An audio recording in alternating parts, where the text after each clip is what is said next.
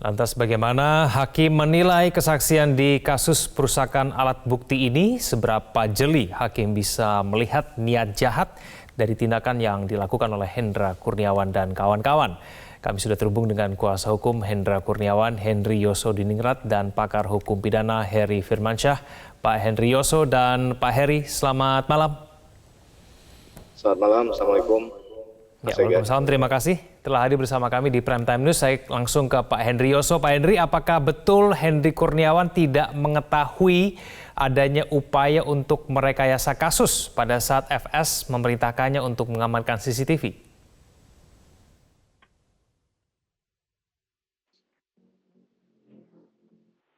Dari Verdi Sambo. Perintah Verdi Sambo ini untuk mengamankan CCTV, ya, memastikan bahwa CCTV itu diamankan, ya. Kenapa dia lakukan itu, mengikuti perintah itu? Karena ceritanya masih menurut versi Verdi Sambo, ya. Jadi dan saya sudah berkomunikasi sama Verdi Sambo, ya, bahwa dia membenarkan informasi yang diberikannya kepada Hendri Kurniawan dan sebagainya itu adalah rekayasa dia, tidak sesuai dengan fakta peristiwa, ya. Nah, kemudian berdasarkan perintah itu, ya, dia si Hendra, ya, meminta kepada si siapa melalui telepon di waktu itu Acai, ya. Acai waktu itu sudah ada di Bali. Dan artinya waktu itu Hendra sendiri tidak tahu peristiwa yang sebenarnya. Dia masih percaya dengan cerita Verdi Sambo. Nah, tapi menurut si Acai, ya, dia nggak pernah begitu jelas karena bicara di telepon, ya, karena sinyal jelek gitu, ya. Nah, kemudian kata Acai, kata Hendra, selain itu ada pembicaraan pada waktu Acai membantu memarkirkan ambulans, ya. Nah, peristiwa itu ada sebetulnya yang si Hendra itu cuma nggak didengar oleh Acai. Jadi Acai bukan nyangkal loh, ya, bukan nyangkal bahwa tidak ada perintah, ya. Nah, atas berdasarkan itu, ya, dia bilang saya ada di Bali, nanti saya kirim katanya anggota saya, datanglah si Irfan. Nah, Irfan ini juga klien saya. Nah, kemudian Irfan ini disuruh oleh si Acai untuk menghadap Kombes Agus. Nah, Kombes Agus itu klien saya, si Irfan klien saya, kemudian si Hendra Kurniawan juga klien saya, ya. Nah, kemudian dia datang menemui si Agus, ya. Menurut Agus, perintahnya amankan CCTV, ya, dan koordinasikan dengan Selatan. Dengan Selatan artinya dengan Polres Jakarta Selatan, oke? Nah, kemudian menurut si Hendra menurut Irfan, perintahnya bukan amankan, ya. Perintahnya ambil, tukar, gitu, ya. Nah, katakanlah perintahnya amankan, kemudian dalam pelaksanaannya dia lakukan mengambil dan menukar. Saya tidak konfirmasi dengan orang-orang reserse, dengan Acai, dengan reserse yang lain, ya. Sebagai orang reserse, ketika mendapat perintah amankan DVR, ya. Apakah diamankan itu berarti dijaga 24 jam yang namanya DVD itu tadi, ya. Kemudian dipegang senjata, gitu. Mereka bilang enggak. Ya, itu apa yang Anda lakukan, ya, dalam praktek. Nah, dia ambil itu, kemudian diserahkan kepada penyidik, ya. Artinya apa? Sesuai dengan cara kerja reserse ketika mendapat perintah amankan, ya, katakanlah perintahnya bukan ambil dan tukar. Oke. Perintahnya Pak Henry, amankan. maksud dari Hendra Kurniawan untuk meminta mengamankan itu maksudnya apa? Tentunya supaya dia bisa dijadikan sebagai bukti, barang bukti di persidangan, karena perintahnya itu Dia berjenjang ya dari Hendra ke Agus. Oke, Agus merintahkan Irfan. Oke, amankan itu pemahamannya karena dia masih percaya dengan ceritanya Sambo. Oke. Ya, Baik. versinya Sambo. Pak Hendrioso, Oke, apakah jadi memang seorang Karopaminal Divpropam Polri memang punya kewenangan untuk mengamankan CCTV? Apakah memang itu tugasnya seorang Karopaminal? Gini, Propam ini juga mempunyai kewenangan untuk mengamankan orang dan barang. Itu satu ya. Yang kedua, kenapa Propam memerintahkan amankan itu? Karena yang terlibat ini anggota, baik korban maupun pelaku. Pelaku waktu itu adalah yang diceritakan oleh Sambo, si Brigadir, siapa itu namanya itu? Yaitu dasar kewenangan Propam. Ya. Oke, Pak Hendrioso, kalau misalnya memang perintahnya untuk mengamankan, lalu kemudian kenapa kok ada perintah untuk merusak alat bukti? Tidak ada. Baik Hendra, Agus atau siapa tidak ada memerintahkan untuk merusak barang bukti. Itu perintah langsung dari Ferdi Sambo kepada si pelaku yang merusak. Jadi Anda mau bilang Hendra Kurniawan tidak memerintahkan untuk merusak dan tidak betul-betul... Tidak ada satupun berita acara keterangan siapapun dalam berkas perkara itu saya baca semua. Tidak ada perintah Hendra Kurniawan kepada siapapun untuk merusak. Tidak ada. Oke. Oke ya. Baik. Saya ke Pak Heri Firmansyah. Pak Heri Firmansyah, menurut Anda apakah memang Karopaminal Divpropam Polri ini punya tugas untuk mengamankan CCTV? Ya, terima kasih Mas Egan ya. Jadi begini, kalau saya melihatnya dari perspektif yang tidak dalam perspektif membela siapapun, tapi dalam konteks kita melihat bahwa yang awal itu kita bicara fakta hukumnya ada Polres dari Jakarta Selatan yang sudah hadir di sana, maka menurut saya sebenarnya itu sudah jadi bagian tugas dan tanggung jawabnya tim dari Polres Metro Jakarta Selatan ya, karena memang wilayah hukumnya itu ada di sana. Kita bicara tentang lokus delikti lah, karena ini akhirnya berdampak pada adanya pengungkapan satu tindak pidana kan.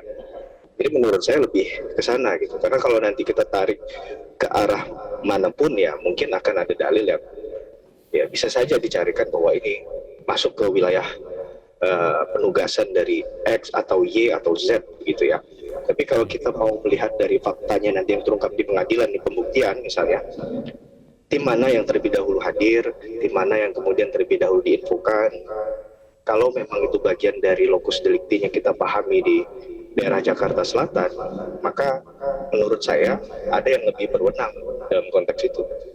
Begitu kira-kira saya. Oke, baik.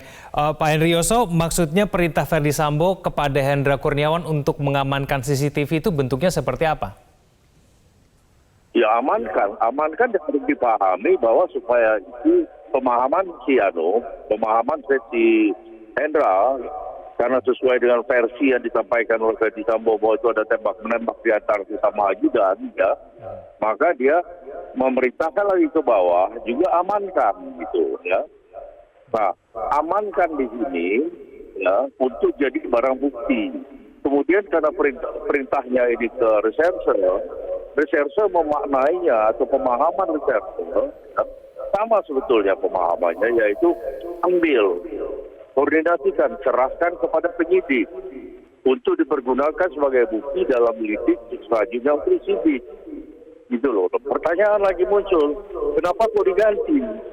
Ya, lah, kan dia punya fungsi untuk merekam peristiwa-peristiwa yang arahnya kamera itu. Sehingga supaya terjadi kontinuitas, dia harus ganti. Kalau dia nggak ganti, ya berarti kan fungsi CCTV itu nggak berjalan gitu loh. Semua dilakukan dengan itikat baik, tidak ada mensreal di situ. Tidak ada maksud untuk menghalangi penyidikan. Oke, Pak Hendrioso, kalau misalnya memang benar demikian, CCTV kita ketahui sudah kemudian diambil oleh Polres Jakarta Selatan. Lalu kenapa kemudian kok diambil lagi begitu? Gimana ulangi? Kenapa kemudian baik Hendra Kurniawan maupun anak buahnya ini mengambil kembali CCTV yang sudah diberikan kepada Polres Jakarta Selatan? Bukan tidak ada perintah Hendra Kurniawan, tidak ada perintah dari Kombes Agus untuk mengambil lagi.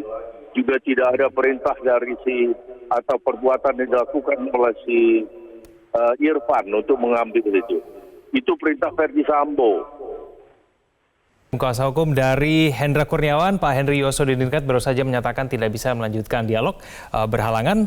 Saya akan lanjutkan dengan pakar hukum pidana Heri Firmansyah. Pak Heri, kita ketahui bahwa 6 tersangka dalam obstruction of justice ini semuanya berdalih atas perintah Ferdi Sambo lah. Kemudian mereka melakukan mengamankan CCTV begitu istilahnya.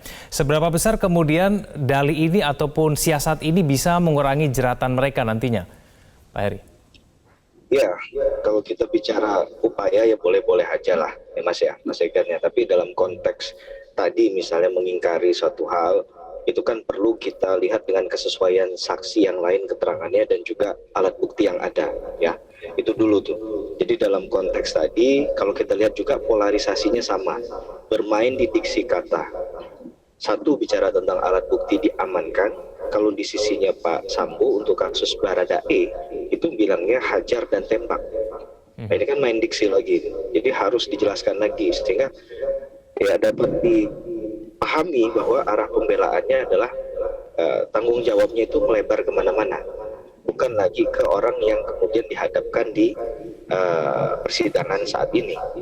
Nah, ini yang kemudian menurut saya hakim, jaksa harus jeli melihat hal ini ya, karena bicara tentang jaksa kan akan bicara tentang asas presumption of guilt ya. Bagaimana kemudian berdasarkan minimum 2 alat bukti ini bisa menunjukkan kesalahan seseorang. Kalau kita lihat di kasus obstruction of justice, ini kan dikenakan pasal 32, 33, junto 48, 49 ya. Ketentuan pidananya kalau nggak salah ancamannya 10 tahun, dendanya 10 miliar juga. Ini kan bicara tentang konteks adanya perusakan dengan sengaja dan tanpa hak untuk kemudian membuat sistem elektronik itu tidak bekerja. Nah, menurut saya fokusnya di situ saja. Kalau memang ternyata ada alat bukti yang kemudian itu dijadikan bukti, saya rasa itu yang jadi dalam konteks pidana menjadi penting ya. Alat bukti ini kan membuat terang benderang suatu perkara pidana. Nah, ini yang kemudian kalau dihilangkan ya bagaimana kemudian bisa menemukan kebenaran materialnya. Saya rasa dalam konteks tadi yang kita bersoal masalah siapa yang lebih punya tanggung jawab, maka kita lihat tupoksinya saja. Apakah sejauh itu tadi menurut dalilnya kuasa hukum kan bahwa Karopaminal itu punya kekuasaan sampai seluas itu. Apalagi ini bicara tindak pidana, Mas. Kalau bicara tentang etik, moral, dan lain sebagainya, mungkin saya yakin dan percaya itu masuk dalam konteks yang tadi disampaikan. Ya. Tapi ketika bicara tentang satu tindak pidana, ada Polres Metro Jakarta Selatan, saya rasa ada lompatan berpikir yang agak jauh, gitu ya. Tapi kalau mau dijadikan dalil ya, monggo saja, silahkan saja. Tapi kalau kita menilainya dari sisi orang yang di luar dari lingkaran kasus ini, ya ini yang harus dicarikan benang merahnya. Nah, kapan kemudian sekelasnya posisi beliau itu harus turun tangan untuk kasus yang tadi kan gitu. Apakah kalau itu berkaitan dengan perintah atasan, semua perintah atasan harus dilakukan? Nah, tidakkah memiliki insting, tidakkah memiliki pengamatan jauh atau berusaha untuk mencegah atau apapun tadi yang sehingga lebih tepat untuk dijadikan dalil pembelaan. Tapi kita apapun bukti-bukti seperti apa kemudian yang bisa membuktikan bahwa 6 tersangka ini mengetahui adanya proses rekayasa itu? Ataupun mungkin sebaliknya, bukti-bukti seperti apa kemudian yang bisa membuktikan bahwa memang tidak ada mens rea? Keenam dari tersangka ini memang tidak mengetahui proses rekayasa itu dan kemudian hanya menjalankan perintah. Mens rea itu kan niat jahat, Mas ya. Niat jahat itu kan ada di dalam hati seseorang. Dia akan diketahui jika ada aktus reusnya, ada perbuatan materialnya. Nah, ini kalau kita lihat dari keterangan saksi antara satu dengan yang lain yang berstatus juga sebagai terdakwa kan beda-beda semua, Mas. Nah, ini yang kita harap jeli juga melihatnya antara persesuaian keterangan satu saksi dengan saksi yang lain, antara keterangan satu terdakwa dengan terdakwa yang lain, atau keterangan saksi terdakwa plus alat buktinya. Nah, baru kita bisa menilainya secara fair, secara objektif gitu ya. Tapi dalam konteks bahwa seseorang untuk membela diri mengatakan saya tidak tahu, bukan itu maksudnya, yaitu menurut saya lumrah sekali, Mas. Memang setiap orang yang pada posisi tadi pasti akan mengatakan hal yang sama, tapi untuk di pengadilan ini kan harus diuji ya. Nah, tadi batu ujinya ada di persidangan, dan yang menakar menilai bukti tadi itu jelas hakim. Dalam konteks hukum pidana nama istilahnya adalah buwiskrah begitu ya. Bagaimana menakar pembuktiannya. Maka kita akan bermain-main dengan evidence, dengan proof tadi. Sayangnya eyewitness dalam perkara ini kan mereka yang kemudian tadi ditempatkan sebagai orang yang pesakitan yang di persidangan kali ini. Jadi yang perlu jadi catatan adalah jangan sampai hanya menggunakan satu kesaksian saja dan kemudian mempercayai sepenuhnya. Karena begini, dalam konteks hukum pidana, bahkan seseorang sudah menyatakan dirinya bersalah, dialah pembunuhnya dan dia tidak melibatkan orang lain, itu tetap jaksa akan membuktikan, gitu ya. Jaksa sebagai dominus litis, sebagai penggerak atau pengendali perkara juga tetap akan membuktikan. Apalagi di kasus ini masih abu-abu tadi ya. Tapi kita menghargai, menghormati yang namanya asas presumption of innocence. Bagaimana tanggapan Anda berkaitan dengan Perpol nomor 7 tahun 2022 dalam pasal 11 yang berbunyi bahwa setiap pejabat Polri yang berkedudukan sebagai bawahan dilarang untuk melawan ataupun menentang atasan. Ini kita ketahui dari eksepsi Arif Rahman Arifin ya. Dan kelihatannya memang 6 tersangka ini menggunakan ini untuk kemudian bisa terhindar dari jeratannya. Ya, Mas, membaca itu tidak boleh sepenggal-sepenggal ya. Membaca itu juga harus dikaitkan dengan sesuatu yang di atasnya. Ada bicara asas lex superior derigat legi inferior, bahwa hukum yang lebih tinggi itu mengalahkan hukum yang lebih rendah. Ketentuan tadi tidak boleh bertentangan dengan undang-undang, Mas Ega. Kalau hal ini dipakai, menurut saya agak berbahaya, berisiko sekali. Memaknai bahwa perintah atasan nggak boleh dilanggar. Sekarang kalau pertanyaan itu melanggar hukum, saya tanya ke Mas Egan secara pribadi, walaupun Mas Egan bukan kuliah di Fakultas Hukum mungkin ya, tapi jawabannya kira-kira boleh nggak melanggar hukum dilakukan? Kan itu saja ya.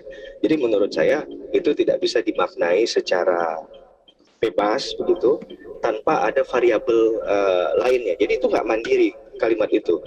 Kalimat itu tidak titik sampai di situ. Tentunya ada nilai kepatutan, ada nilai profesionalisme gitu ya, yang perlu menjadi acuannya. Jadi menurut saya Perpol itu sebenarnya nggak masalah, tapi menafsirkannya, menerjemahkannya yang harus hati-hati.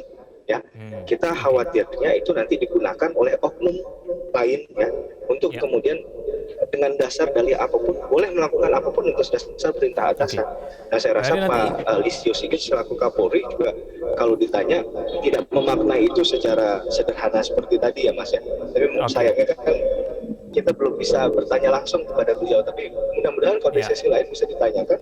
Saya juga ingin mendengar jawaban dari Pak Kapolri. Saya rasa hal ini yang perlu jadi perhatian kita semua. Tapi untuk dalil, ya namanya pembela, ya boleh saja. Tapi setidak-tidaknya jaksa, penuntut umum, dan majelis hakim juga kan tidak hanya diam ya. Pasti juga akan menggali hal-hal lain yang kemudian bisa jadi katakanlah pembanding.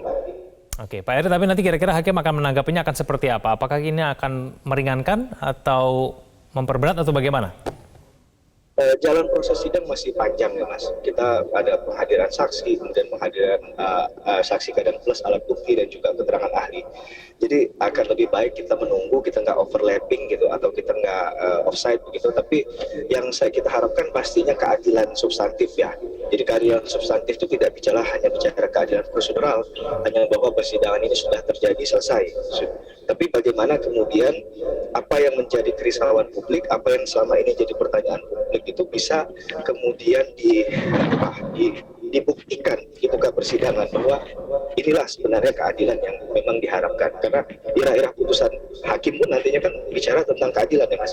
Yaitu bicara tentang demi keadilan berdasarkan ketuhanan yang Maha Esa. Jadi menurut saya itu hal yang penting untuk kita pahami juga.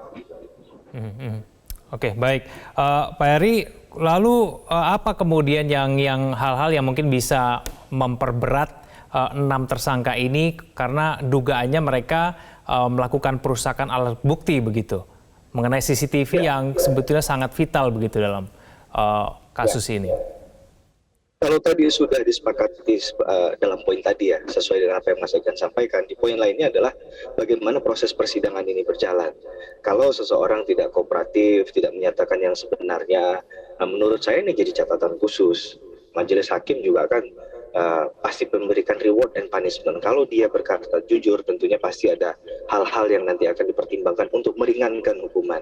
Tapi kalau seandainya kemudian tidak jujur, tidak berkata yang sebenarnya, dan kemudian diketahui dengan cara cross check tadi ya, karena ada, kita bicara evidence itu kan ada direct evidence dan indirect evidence. Nah, menurut saya ini akan menjadi problematika sendiri bagi setiap terdakwa. Jadi harapannya adalah kejujuran menurut saya. Mudah-mudahan dengan kejujuran tadi itu kita juga tahu perkara sebenarnya apa, karena selama ini juga publik mereka-reka kan apa motivasi sehingga tindak pidana itu dilakukan. Mudah-mudahan itu yang akan terjadi di persidangan ke depan. Baik, Pak Heri Firmansyah, terima kasih telah bergabung bersama kami di Prime Time News. Selamat malam.